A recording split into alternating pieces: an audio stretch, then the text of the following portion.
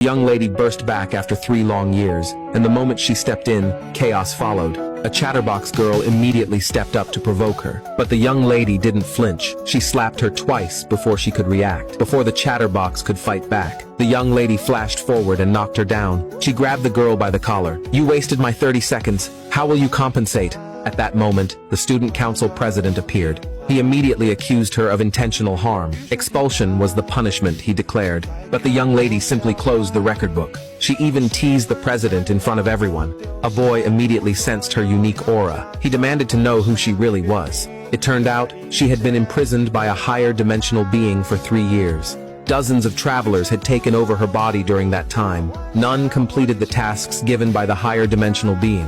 Some even ruined her powerful, respected image. She couldn't tolerate it any longer. She mocked the higher dimensional being mercilessly. Your carefully chosen 10 fools couldn't even touch the edge of the target's clothes. Infuriated, the higher dimensional being decided to return her body. But there was a condition. She must complete her first task within 48 hours. Fail, and she would vanish from this world forever. The girl smirked coldly. "Complete the task, and I will obliterate you."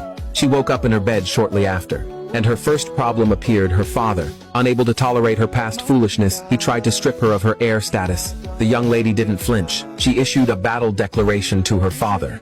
"If I don't reclaim the top spot in the academy leaderboard within a month, I'll leave the family forever." She vowed to regain her rightful place. Her father stared at her sharp gaze. He realized that the real girl had finally returned. Now back in her body, the first thing she did was openly challenge target number 1. The teacher who saw her battle declaration trembled in fear. He immediately reported it to target number 1, the current academy leader. Target number 1 saw the message and demanded her to appear in his office immediately. But she ignored him completely. She announced in front of everyone that if he wanted to see her, he had to come in person. Then, she casually got into her car and left. At that moment, the butler brought bad news. Uninvited guests were already waiting at home.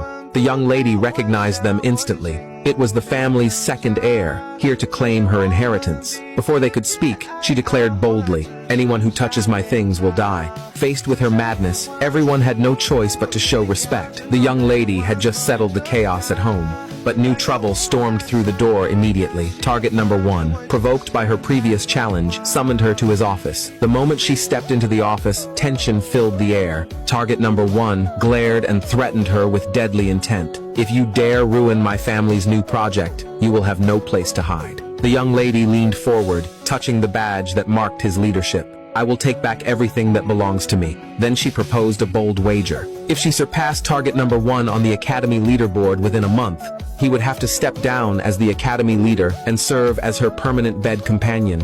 Target number 1, clearly provoked, accepted the wager immediately. "If you lose, you will permanently leave the academy and kneel before me in submission." The young lady only smiled, excitement flashing in her eyes. Then the higher dimensional being delivered her first task. The time limit was only 10 minutes, driving target number 2 into madness. The girl rolled her eyes at the higher dimensional being. He had changed the 48-hour task into just 10 minutes. She spotted the dazed target number 2 immediately. She stepped forward and mocked him mercilessly. "You're a violin idiot." Before he could react, she tore apart his treasured original sheet music. Target number 2 immediately lost his mind. But the girl wasn't done yet. She turned and picked up his violin. Then she played his mother's masterpiece right there. Memories of childhood trauma hit him instantly. He had been a violin prodigy since he was a child, but his mother's obsession with perfection had turned his gift into a torment. Unable to bear it, target number 2 fell to his knees before her.